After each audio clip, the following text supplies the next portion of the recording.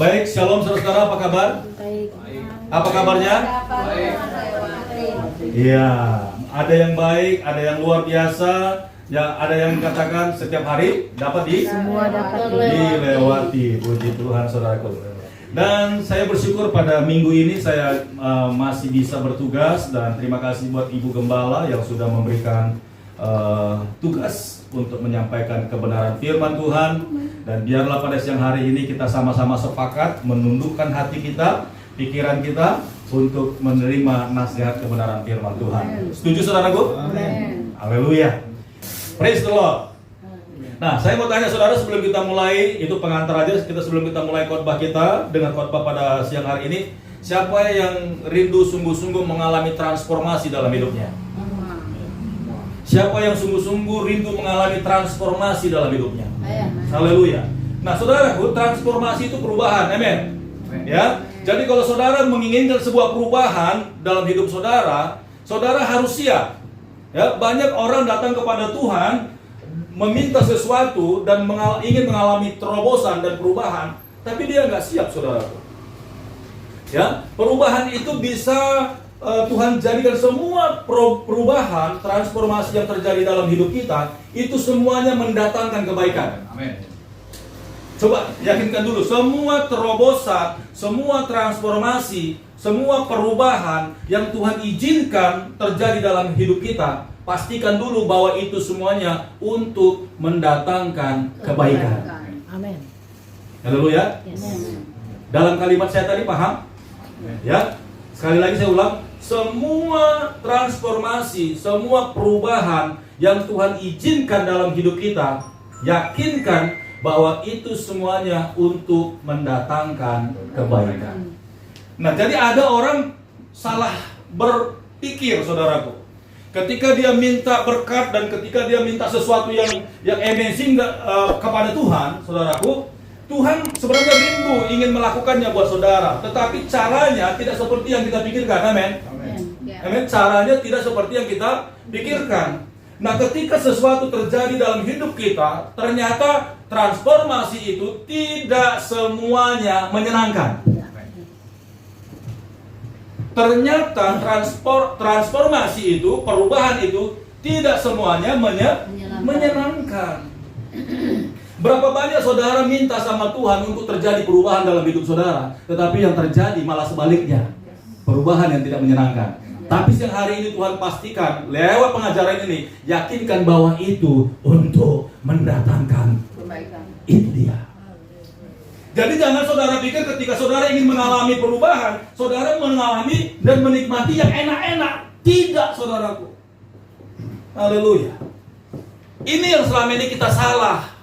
Ketika Tuhan bawa kita kepada situasi yang gak enak, sebenarnya itu perubahan. Itu yang namanya transformasi. Tapi ketika kita mulai melihat ternyata itu semuanya lembah, kita mulai apa? Mundur. Halo. Change your mind. Change your mind. Biar kita bisa lihat wajah Tuhan. Kalau saudara tadi kalau dengar kesaksian-kesaksian yang enak-enak, saudara langsung kepingin aku mau seperti itu. Padahal prosesnya tunggang langgang, saudaraku. Saya mau kasih tahu ini kepada jemaat biar jemaat tuh nggak cengeng, nggak salah melihat. Ada fata morgana di padang gurun. Saudara lihat, saudara pikir itu oase, saudara pikir itu laut, seperti gelombang air. Saudara kejar ke sana, semakin jauh saudara masuk padang gurun, semakin kering, saudaraku. Seperti ada air di situ. Salah lihat fata morgana. Ketika itu Tuhan jadikan dalam hidupmu, bilang sama Tuhan, aku tahu Tuhan setiap rencanamu mengandung kebaikan. Amin.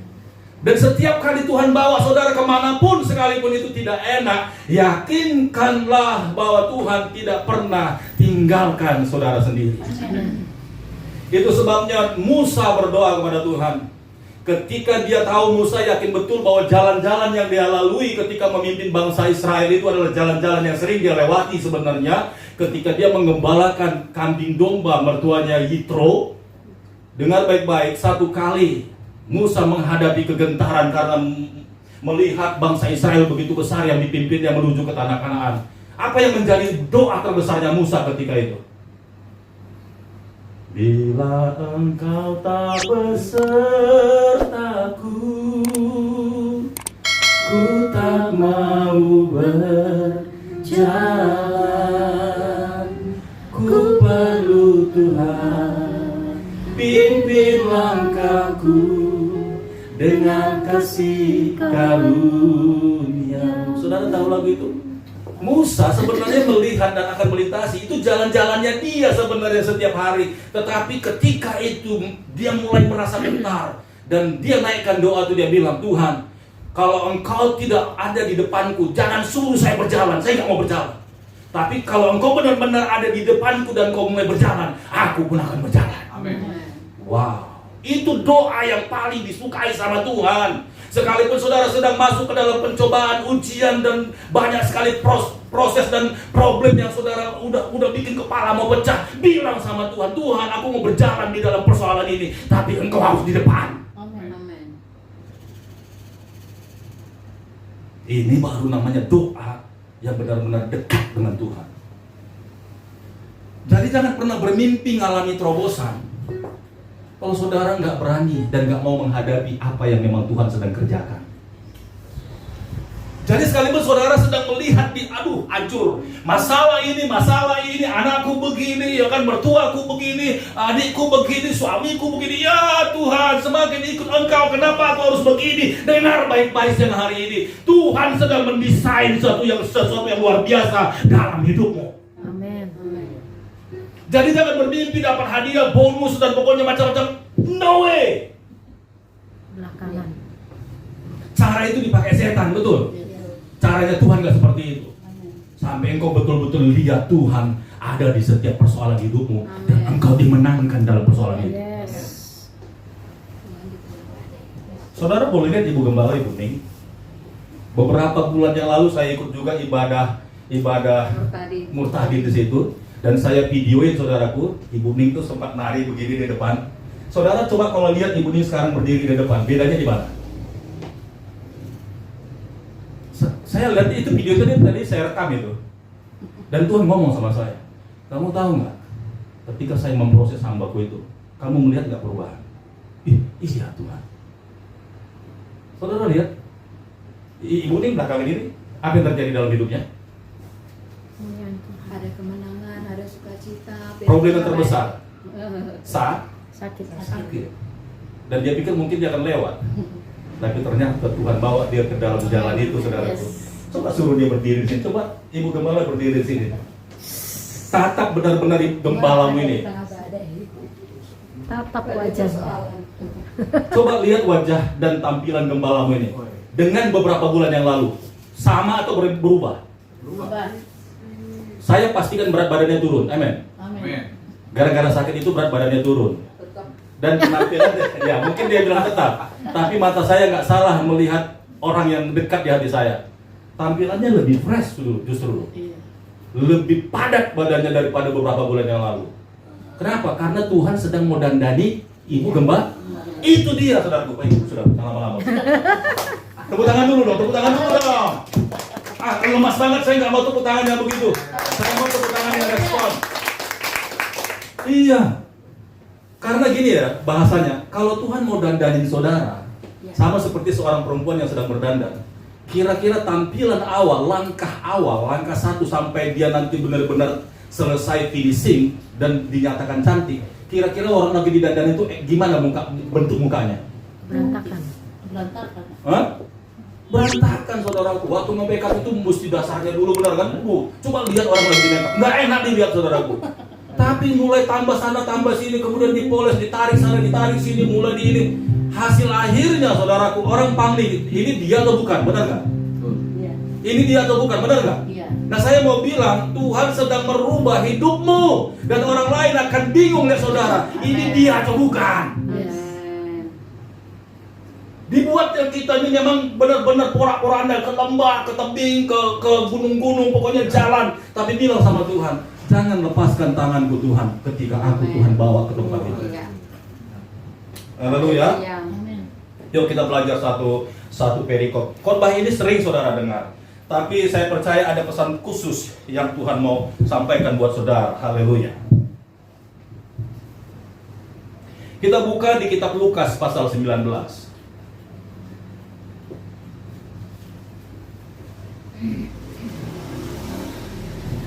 Lukas pasal 19 ayat 1 sampai 10 saja. Haleluya. Sudah dapat perikopnya saudaraku? Bawa firman ini. Haleluya. Apa judulnya di sana? Zakheus. Kita kunjungi dulu ya Om Zakheus ini ya. Iya. Sudah lama gak kita kunjungi dia. Kita visitasi dulu ke rumahnya. Nah itu. Jadi ada Zakheus di Alkitab saudara gak pernah kunjungi dia.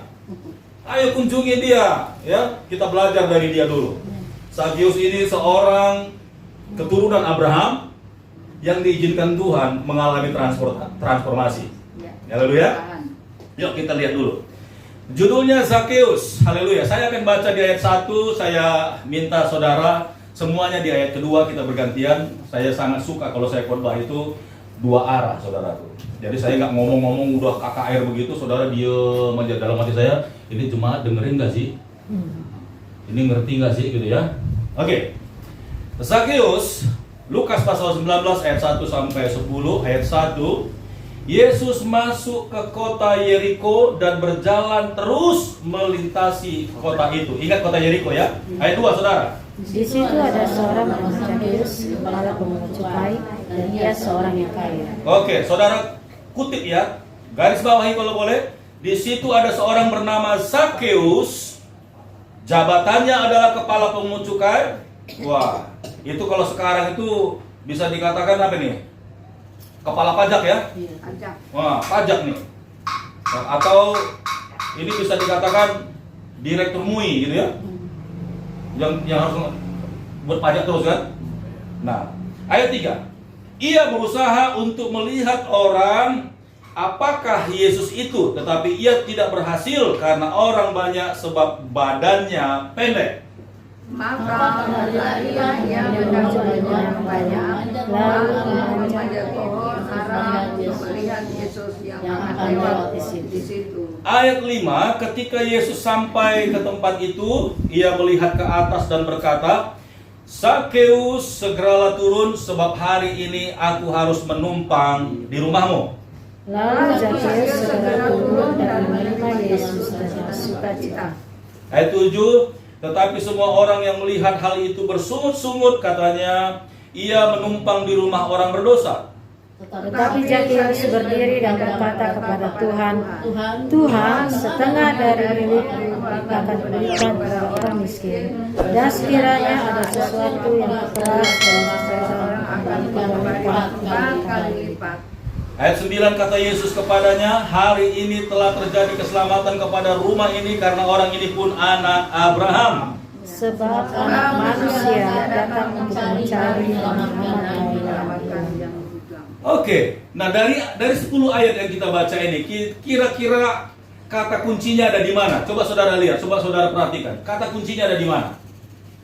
Ketika Zakheus mengalami transformasi, kata kuncinya ada di mana? Coba lihat ayat berapa? Dia berusaha ingin melihat Yesus. Hah? Ayat 3. Yes, di ayat kelima saudaraku ya. Ayat kelima dan keenam sebenarnya. Ya. Saya bacakan, ketika Yesus sampai ke tempat itu, ia melihat ke atas dan berkata, Zakheus, segeralah turun sebab hari ini aku harus menumpang di rumahmu. Ayat 6, lalu Zakheus segera turun dan menerima Yesus dengan sukacita. Itu dia kata kuncinya saudaraku.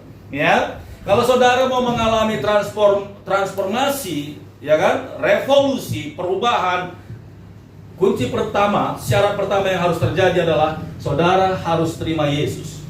Saudara mungkin bilang, udah dong Pak, saya kan orang Kristen. Oh iya, kata terima Yesus itu bukan hanya sekedar percaya Yesus, tetapi terimalah semua konsekuensinya. Itu terima Yesus saudaraku. Nah banyak orang selama ini karena menerima pengajaran singkat, kalau engkau percaya Yesus, terima Yesus, engkau akan selamat. Benar saudaraku. Tapi kalau kita mau mengalami transformasi, revolution, perubahan, kita harus terima Yesus plus konsekuensinya. Kalau saudara nggak mau diajar sama Tuhan, bagaimana mau berubah? Kalau saudara nggak mau menerima didikan Tuhan, peraturan-peraturannya, perintah-perintahnya, hukum-hukumnya, nggak mungkin kita mengalami perubahan. Itu sebabnya Daud berkata dalam kitab Mazmur, Tuhan, beri aku kekuatan untuk melakukan perintah-perintahmu, hukum-hukummu, dan Taurat-Tauratmu. Wow. Perintah-perintah, hukum-hukum, Taurat-Taurat. Kita di Taurat aja nggak lulus, saudaraku. Apalagi perintahnya. Dan yang lebih lagi, hukum-hukumnya. Kalau sudah hukum-hukumnya, itu nggak ada ampunan, saudaraku. Jadi ada banyak sebenarnya kebenaran firman yang harus kita taati ketika kita percaya sama Tuhan Yesus. Ya itulah kalimatnya. Ada perintah-perintah, misalnya engkau harus mengasihi sesamamu manusia, engkau harus mengampuni musuh-musuhmu. Itu perintah-perintah. Di situ aja kita masih nilainya merah, saudaraku. Apalagi hukum-hukumnya. Nah, kalau sudah masuk hukum-hukum itu dan kita harus melakukannya tetapi kita langgar, saudaraku, konsekuensinya itu teguran-teguran yang nyata, saudaraku. Makanya saya katakan tadi, ketika teguran itu datang pun kepadamu, sebenarnya itu untuk mendatangkan kebaikan dalam hidup. Ya, jadi kita jangan jadi Kristen cengeng. Selama diberkati, haleluya, puji Tuhan, nyanyi satu kaset 12 lagu satu hari. Ketika Tuhan bawa kepada fase-fase padang gurun, saudaraku, bangku-bangku pada kosong semua. Nangis, cengeng, ngomel di Facebook, curhat di Facebook. Saya mau bilang loh, saudaraku, kalaupun saudara sedang sukacita sekarang, jangan ngomong di Facebook, di medsos. Iya. Terlebih lagi kalau saudara sedang susah, saudara pun sedang mengalami masalah, jangan cerita di medsos. Iya. Ketahuan imanmu, saudaraku. Iya. Justru ketika engkau dalam pencobaan, sekalipun dalam sakit parah sekalipun, jangan kasih tahu orang. Paling teman-teman sedekat telepon minta dukung doa nggak apa-apa. Tapi kalau saudara bikin di medsos, saudaraku, cengeng betul. Ngeluh-ngeluh lagi di muka umum. Untuk apa? Curhat di muka umum buat apa? Gak ada gunanya. Orang tahu kualitas iman saudara. Haleluya. Itu yang namanya murid sejati. Gak perlu diketahui sama orang. Diam. Ayub pun sekalipun dia sedang mengalami proses, dia diam. Gak ngeluh. Paling orang-orang tahu tiba-tiba mendadak karena ada berita, karena ya Ayub itu orang yang terkenal. Yang namanya orang terkenal pasti informasinya cepat berkembang, saudaraku. Tapi Ayub tidak info. Kan kamu dulu saya tolong, saya bantu, tolong dong, saya lagi bangkrut nih. No. Kalau saudara mulai punya iman itu, rubah, mulai hari ini rubah. Dengar baik-baik. Mau enak pun masalahmu, itu semuanya rencana Tuhan. Sekalipun sedang gak enak hari ini, bilang dalam imanmu, aku tahu Tuhan sedang mengerjakan sesuatu dalam hidupku untuk mendatangkan kebaikan. Oke, kita akan proses. Yuk, kita lihat Alkitabnya. Ayat 1, Yesus masuk ke kota Yeriko dan berjalan terus melintasi kota itu. Di situ ada seorang bernama Zakheus, kepala pemungut cukai, kepala kantor pajak, saudaraku. Kepala pemungut cukai, dan ia seorang yang kaya. Wow, udah jelas, saudaraku. Ya, setiap kali ada barang mau masuk, pedagang-pedagang dulu, ya saudagar-saudagar yang kaya dulu kalau mau masukkan barang ke kota itu harus lewat Zakheus, tanda tangannya dia. Saudara lihat kalau ada barang-barang baru, ya kan? Karena sama seperti zaman sekarang kalau kita lihat situasinya, kalau ada barang-barang yang mau masuk dari Cina harus lewat dia dulu, saudaraku. Sudah dipastikan yang menentukan harga adalah Zakheus. Kalau harganya dulu mungkin 1 dinar, lalu Zakheus minta pajaknya 1 dinar, maka harga barang udah bukan jadi harga 1,5 dinar, tapi 3 dinar. Karena berikut pajak. Saudara boleh bayangkan Zakheus itu seperti apa kayanya? Seenak-enaknya, saudara. Kalau dia lihat nih barang-barang mewah masuk, maka seperti apa yang Zakheus katakan pasti terjadi. Kalau enggak, barang nggak bisa masuk ke kota Yeriko. Ya, itu artinya Zakheus ini menggunakan kekuasaannya untuk memperkaya diri. Halo, hati-hati ya. Hati-hati, kalau saudara dikasih kesempatan dalam posisi ini, jangan buat posisimu untuk menjadi berbuat jahat di hadapan Tuhan. Dan saudara pikir ini adalah sebuah kewajaran? No. Ya, kita belajar di sini. Zakheus ini orang kaya. Perhatikan baik-baik. Udah jelas bahwa di Yeriko ini nama Zakheus itu tidak lagi nama baru, tapi nama yang umum. Karena apa? Karena orang kaya dan orang terkaya di Yeriko ini itu sama istilahnya sekarang ini konglomerat, saudaraku. Siapa yang tidak kenal dengan konglomerat yang ada di Indonesia? Orang yang terkaya di Indonesia. Coba sebut salah satu, saudaraku. Ada yang tahu? Lin Xiong. Bapak udah pernah ketemu sama dia? Belum. Tapi kenapa Bapak kenal sama dia? Nah, sering lihat di media.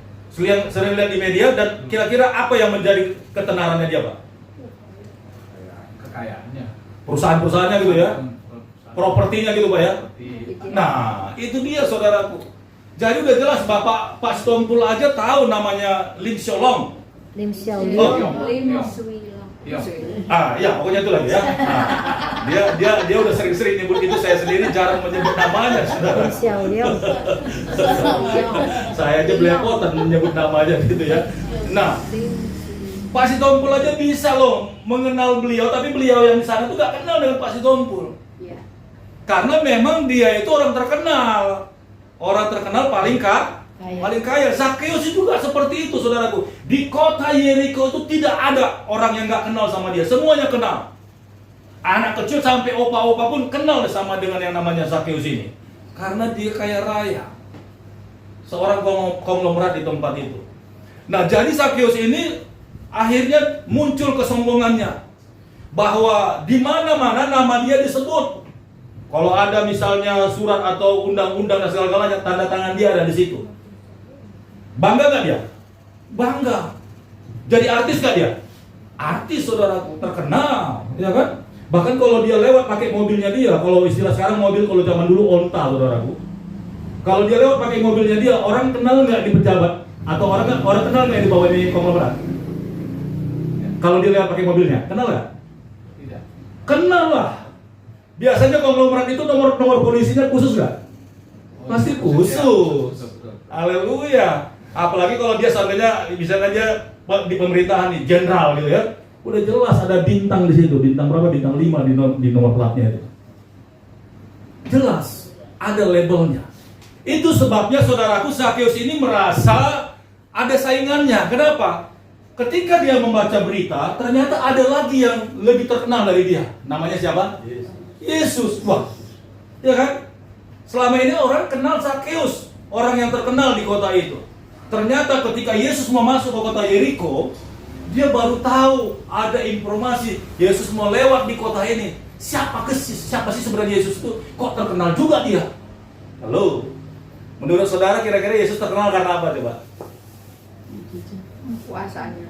Satu, kuasanya. Dua, ya pokoknya kekuasaan dan mujizatnya. Dua, Suka mengajar. iya, kasihnya yang besar itu kepada orang-orang kecil, benar nggak? Iya. Benar ya? Dan dia pernah membangkitkan orang. Jadi tersiar, saudaraku. Jelas Alkitab di Injil mengatakan bahwa mulai hari itu tersiarlah nama Yesus. Kata tersiar itu terkenal?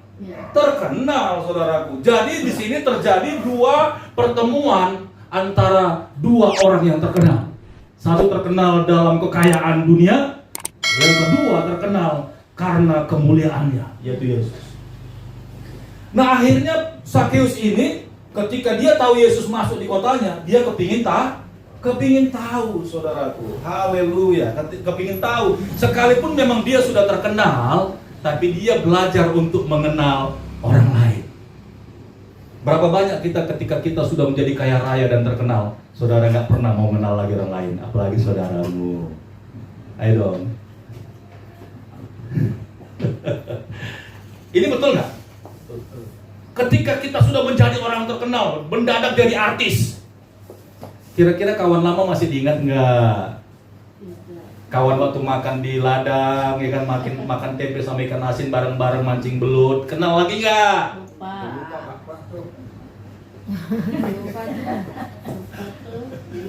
Kalau saudara punya prinsip ini di hatimu, pastikan perubahan besar itu gak akan pernah terjadi. Tuhan tahu bahwa sebenarnya engkau itu makanya Tuhan nggak jadikan, saudara. Makanya orang-orang yang punya karakter buruk itu Tuhan tahu. Kalau udah jadi kaya nggak ingat keluarga lagi, seperti Malin Kundang kan. Begitu dia jadi artis, penduduk kerajaan, ibunya pun sampai nggak dia akui. Jangan sampai seperti itu, saudaraku. Haleluya. Kita teruskan. Ya.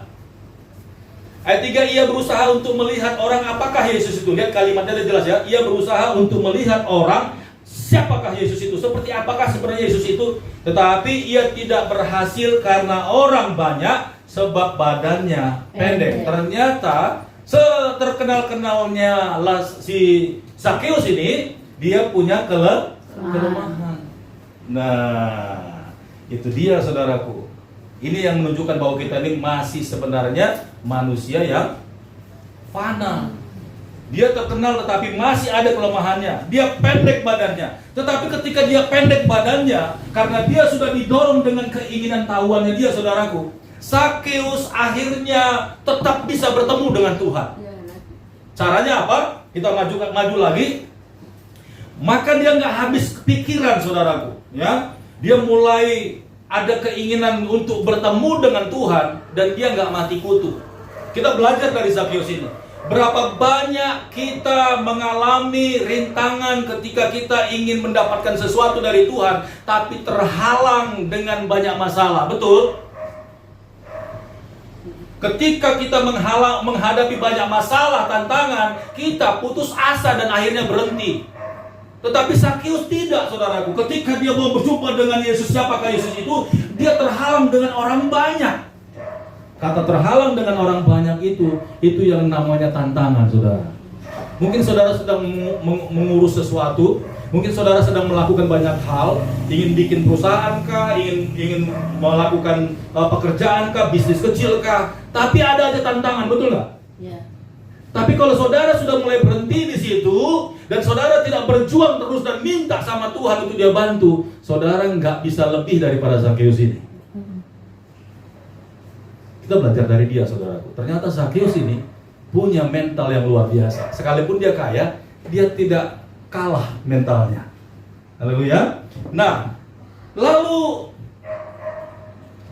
di ayat 4, maka berlarilah ia mendahului orang banyak. Dia mulai pakai akal, saudaraku. Dia nggak mau tinggal diam, ya, karena dia ingin bertemu dengan Yesus. Nah, jadi kalau saudara sedang mengalami tantangan hari-hari ini, saudaraku, tetaplah berjuang untuk bisa berjumpa dengan Tuhan. Amen. Apapun itu, ya. Masalah memang sedang kau hadapi, tapi ketika hari ini ada doa penyembahan, ada doa puasa di tempat ini, kejar Tuhan itu, saudara. Amin. Karena saudara mungkin gak pernah berpikir ketika saudara datang dalam hadirat Tuhan, sekalipun tempatnya berbeda, urusannya kantor, urusannya di kantor pajak, urusannya di kantor polisi, urusannya di kehakiman, urusannya di tempat-tempat lain. Tapi ketika saudara datang ke hadirat Tuhan, tempatnya di sini, kok masalahnya bisa selesai? Hebat gak? Hebat gak? Iya, jadi jangan saudara menggerutu di tempat itu, mentok dan saudara putus asa, saudara nggak ketemu jalan keluar. Haleluya. Jangan putus asa, kejar dan cari Tuhan. Praise the Lord. Ketika Yesus sampai ke tempat itu, di mana Zakheus itu naik dan memanjat pohon ara, Yesus berkata begini di ayat 5. Ketika Yesus sampai ke tempat itu, ia melihat ke atas dan berkata, Zakheus, segeralah turun, sebab hari ini aku harus menumpang di rumahmu. Dahsyat, saudaraku, haleluya. Inilah awal mujizat. Saya mau bilang begini, saudaraku. Kalau saudara mampu menarik hadirat Tuhan turun dari surga ke dalam hidupmu, saya pastikan mujizat pasti terjadi. Haleluya. Yes, sekali lagi. Kalau saudara sanggup dan mampu menghadirkan kuasa Tuhan, hadirat Tuhan menghadirkan Tuhan di dalam persoalanmu, dalam hidupmu, dalam rumahmu, dalam hatimu, dalam tubuhmu yang sakit itu, saya pastikan mujizat pasti terjadi. Amin. Itu sebabnya selama ini saudara jarang ketemu mujizat. Kenapa? Karena kemuliaan Tuhan, hadirat Tuhan tidak pernah saudara hadirkan di dalam hidupmu. Ini kuncinya, saudaraku. Nah, ketika Yesus bilang, Zakeus turunlah, aku mau masuk ke dalam rumahmu. Wow! Ketika Yesus masuk ke dalam rumahnya Zakeus, terjadi betul-betul mujizat, saudaraku. Siapa di sini yang benar-benar mau mengalami mujizat dari Tuhan? Haleluya. Saudara mau sedang sakit kah? Apakah? Saya mau katakan siang hari ini, mari undang Tuhan Yesus. Amin. Berusaha sampai dia hadir di dalam hidupmu. Jangan cuma spontan bilang, Tuhan, aku minta tolong. Amin. Dia ada di bilik, saudara ada di sini. Tuhan, aku minta tolong Tuhan, aku lagi jalan nih, aku mau kemana begitu. Selesai, amin. No way. Saudara nyembah. Roh Kudus, kau hadir di sini. Jangan keluar rumah dulu sebelum saudara merasakan Tuhan bilang, oke, jalanlah. Orang yang sering mengalami mujizat itu, pertolongan Tuhan itu, dia nggak akan keluar rumah dulu sebelum Tuhan bilang, yes, keluarlah. Saya setiap kali mau ke sini, tadi pagi kan begitu, istri saya sudah nyalain mobil, nungguin saya, dia bilang, kok si papa nih bakal keluar nih. Saya duduk di kursi, saya belum mau beranjak, saya bilang, Tuhan, aku mau pelayanan hari ini. Saya diam, saudara.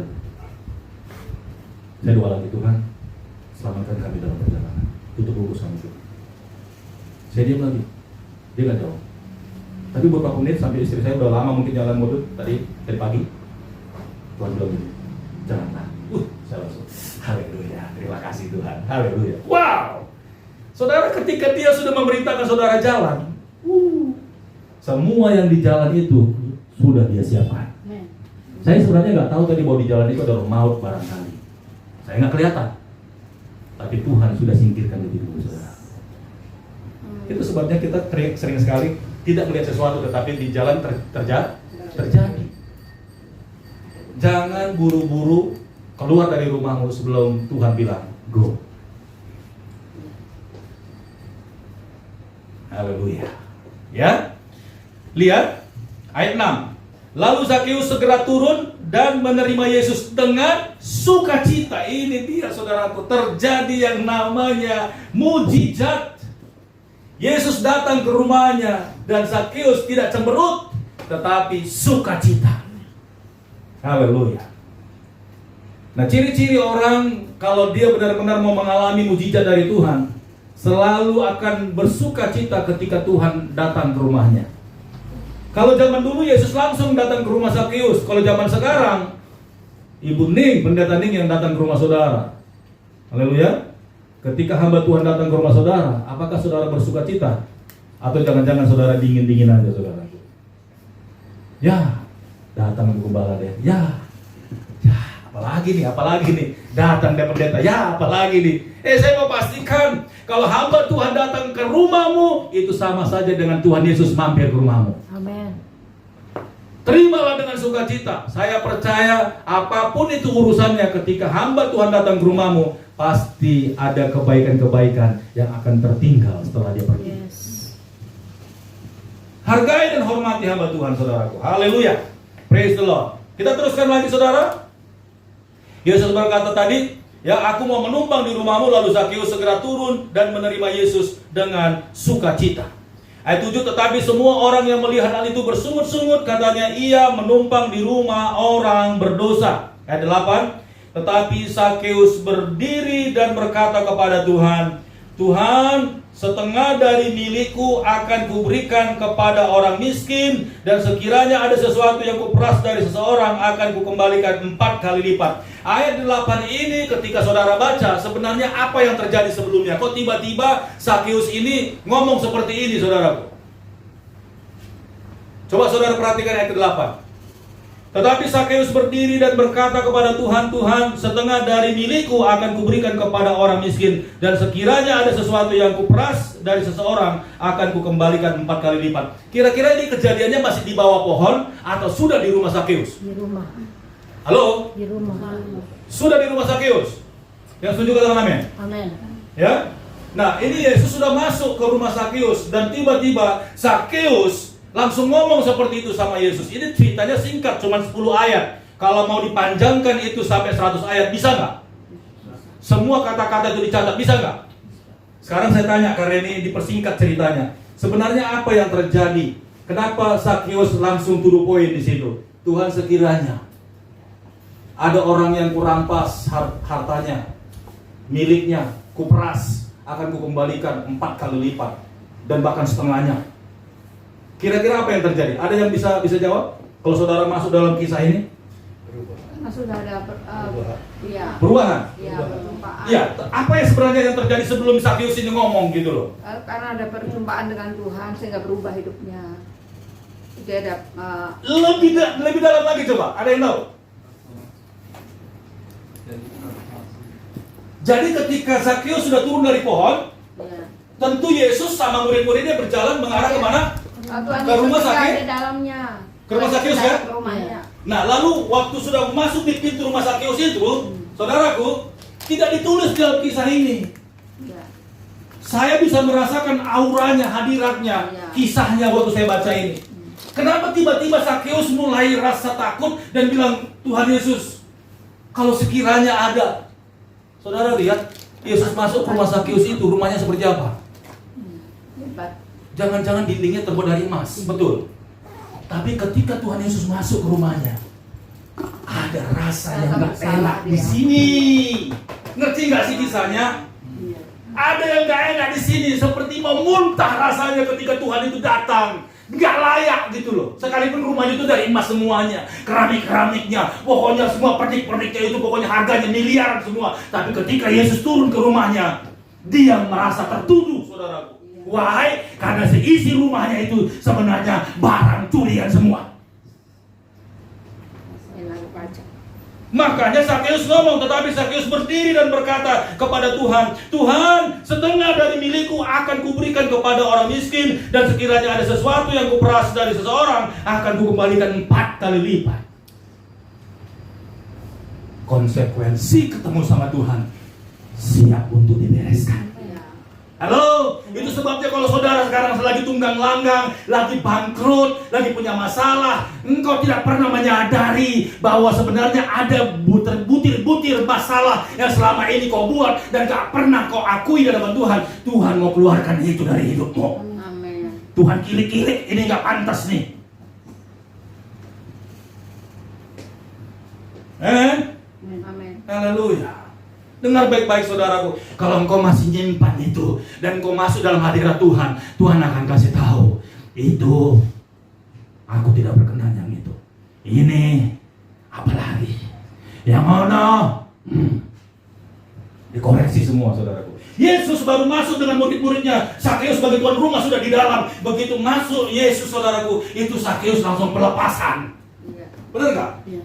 Dia pelepasan saudaraku, ngaku dosa. Nah, kalau saudara nggak pernah mengalami pelepasan, udah ngomong sama Yesus berkali-kali, ada tanda tanya dalam hidupmu, saudaraku. Ada sesuatu yang saudara sembunyikan, yang saudara nggak mau buka di hadapan Tuhan. Tunggu sampai Yesus itu benar-benar berdiri di tempat itu, baru saudara sadar, benar Tuhan, ini dulu dari titik.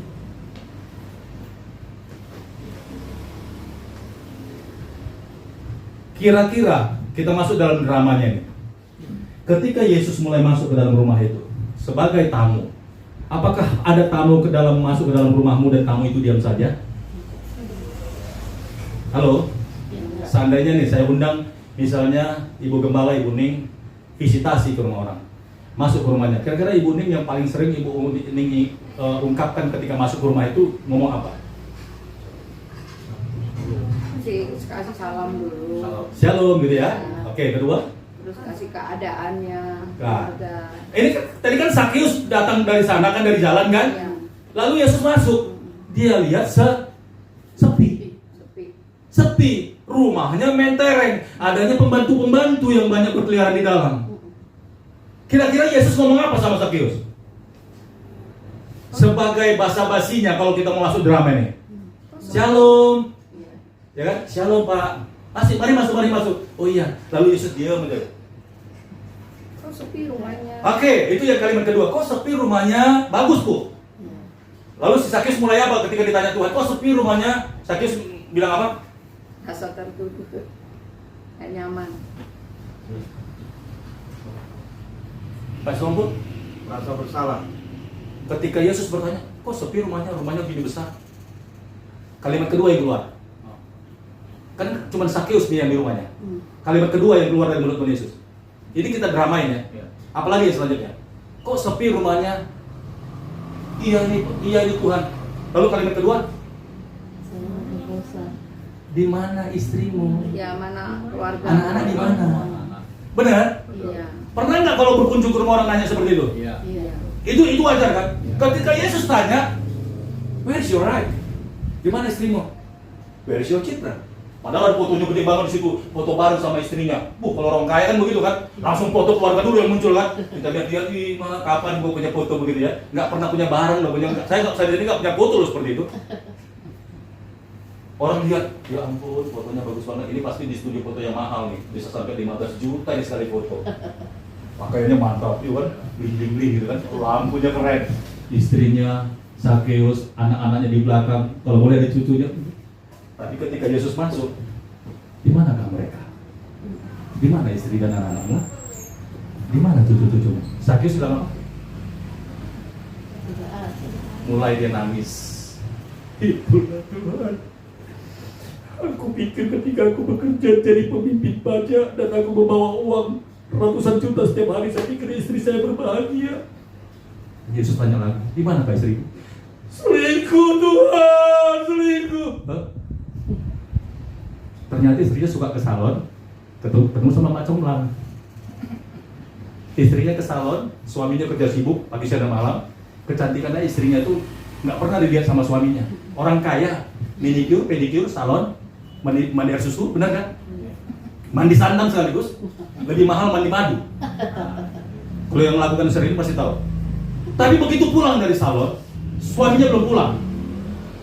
Yang lihat siapa? Supir pribadi. Ibu cantik banget tuh.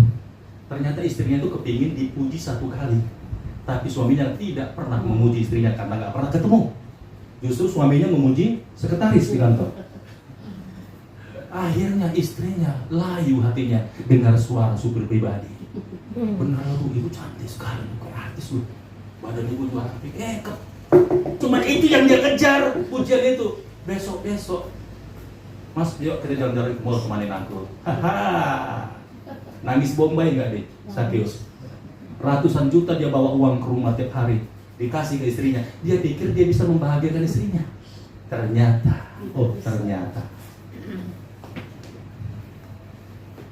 Makanya hati-hati kasih uang banyak-banyak sama istri. Nggak boleh itu tuh. Nggak boleh itu. Enak aja. Jujur. Hati-hati. Benar. Karena memang saya ini psikologis. Untuk menguji iman seorang istri, kasih uang banyak-banyak, ketahuan. Untuk menguji iman seorang laki-laki, ini psikologis saudaraku. Kasih jabatan tinggi-tinggi, betul nggak? Ketika suami diangkat tinggi jabatannya, mulai melambung dia, saudaraku. Istri udah repot kan dengan gaji yang besar. Sekretaris yang ngasih makan, Pak udah makan Pak jam 12 Pak. Perhatiannya simpel aja. Suaminya nggak pernah dengar, udah makan belum jam 12 malam, udah jam 12 siang nih. Papa makan ya nasi yang kubawa tadi. Boro-boro dibawain nasi. Udah nanti papa makan di restoran aja. Dia nggak tahu yang namanya sekretaris. Dibukain buahnya. Udah sini Pak, biar aku yang motongin buah mama. Asik.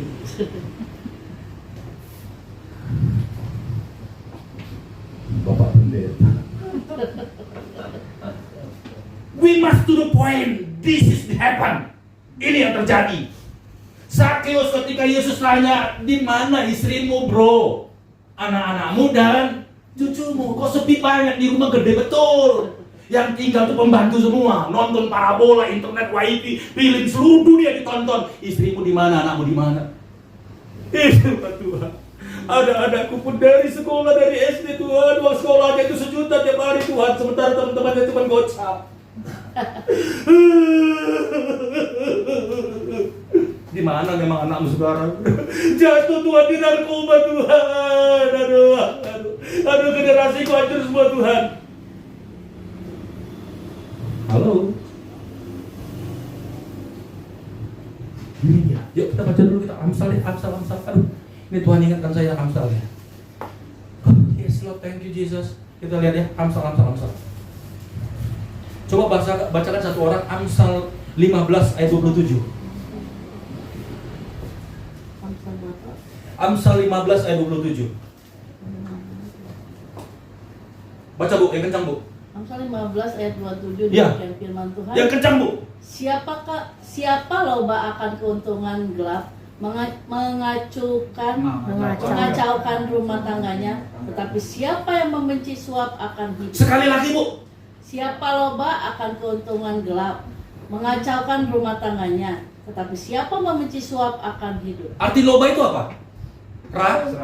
Rakus. Rakus, mokus, hokus, seperti tikus. Makanya koruptor itu digambarkan hokus, mokus, dan rakus. Nah, ini Zakheus ini rakus. Dia pikir dia akan buat keluarganya jadi bahagia kalau dia bawa uang banyak dari kantornya. Makanya segala cara dia buat, dia rampas orang, dia sesah orang, dia bikin pajak seenak-enaknya, dan kalau nggak bisa jualan di kota itu. Siapa loba akan keuntungan gelap, mengacaukan rumah tangganya. Dengar baik-baik, kalau engkau bawa barang-barang gelap ke rumahmu, uang-uang gelap ke rumahmu, uang-uang kotor ke rumahmu, uang-uang najis ke rumahmu, harta-harta haram ke rumahmu, jangan saudara berharap engkau akan berbahagia. Ya. Makanya saya udah bilang tadi, itu aku tidak suka itu, kata Tuhan. Apalagi ini bikin aku mual, kata Tuhan. Bukan tangan Tuhan kurang panjang untuk menolongmu, tetapi karena adanya dosa-dosamu itu.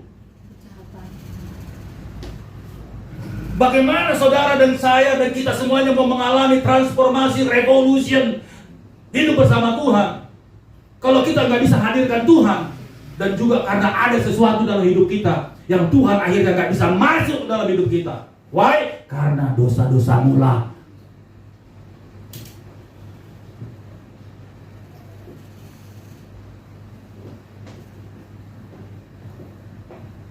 Nah, kira-kira saudaraku, kalau seandainya itu sudah terjadi, banyak sekali hal-hal yang tidak berkenan di hadapan Tuhan yang kita miliki, berani nggak melepasinnya satu-satu?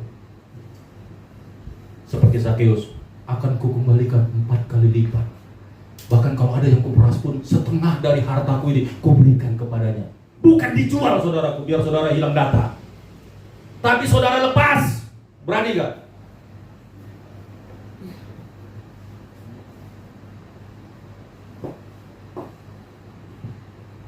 Mari kita menghendingkan cipta dulu.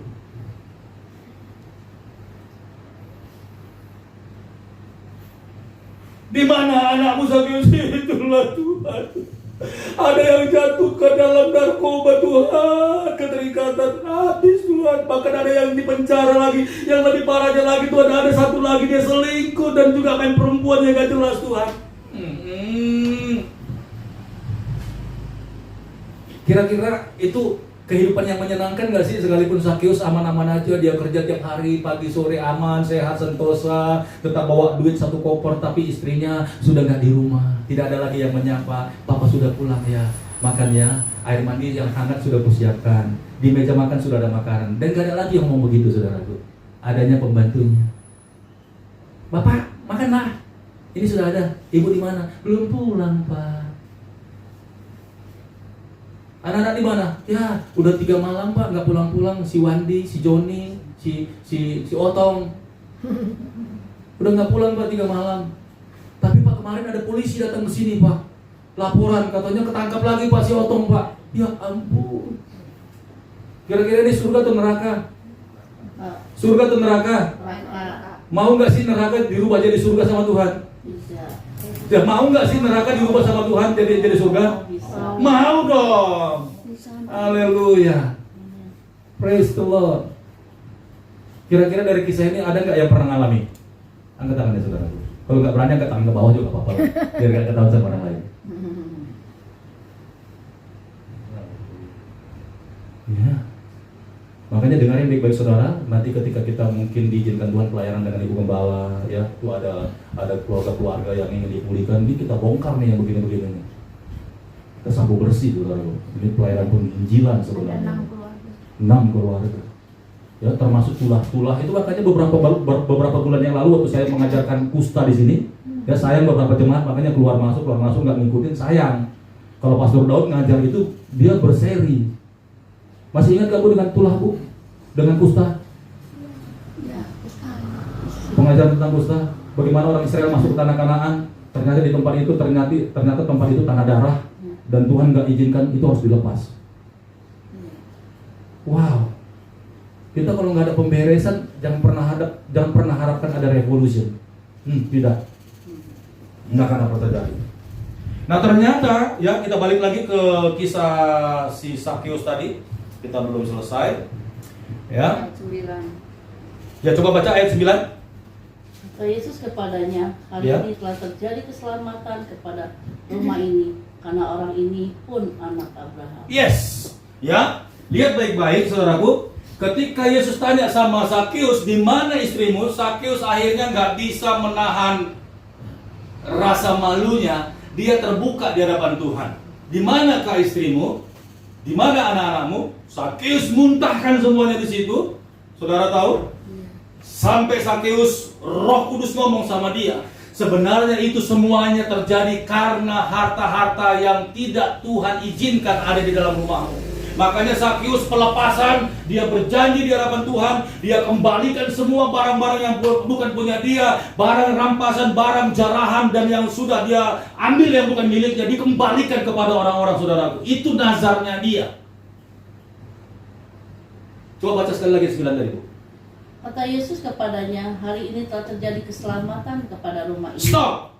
Lihat, ketika Sakius membuat satu keputusan, dia mau mengalami pemulihan di hadapan Tuhan, transparan pengakuan. 1 Yohanes 1:9, barang siapa tidak mengaku dosa di hadapan Tuhan, maka Tuhan juga tidak akan mengampuni. Tapi barang siapa mengaku dosanya, Tuhan Yesus adalah setia dan adil. Amen. Ketika Sakius menceritakan semua masalah rumah tangganya dan dia bertobat, saudaraku, dia mau rekonsiliasi dengan Tuhan, dia mau melepaskan semua yang bukan haknya dia, maka pada saat itu juga Yesus ngomong, saudaraku, apa yang dikatakan Yesus? Mulai hari ini juga terjadi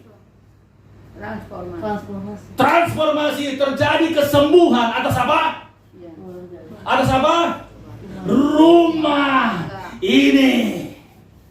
Kata rumah ini mewakili keluarga, saudaraku. Istri, anak-anaknya, mantunya, dan cucu-cucunya. Pada saat itu juga ketika Sakius mengaku dosa di hadapan Tuhan, pada detik yang sama terjadi pelepasan bagi anak-anaknya, bagi istri-istrinya. Percaya itu tidak? Amin. Istrinya lagi selingkuh, mungkin sedang di hotel. Tiba-tiba Roh Kudus ngomong sama dia. Dia touch, saudaraku, ketika Sakius di waktu yang sama mengaku dosa di hadapan Tuhan. Pada detik yang sama juga istrinya di hotel di-touch sama Roh Kudus. Dan dia sadar dan matanya terbuka. Dan dia kembali kepada suaminya. Amen. Dalam detik yang sama juga ketika anaknya sedang terikat, sedang dipenjara, melakukan perzinahan, prostitusi. Dalam detik yang sama ketika bapaknya mengaku dosa dan pemberesan di hadapan Tuhan, saudaraku, anak-anaknya diceritakan oleh Roh Kudus secara spontan di waktu yang sama. Anak-anaknya sadar semua dan pulang ke rumah bapaknya bersama-sama. Mulai hari ini juga terjadi keselamatan atas rumah ini.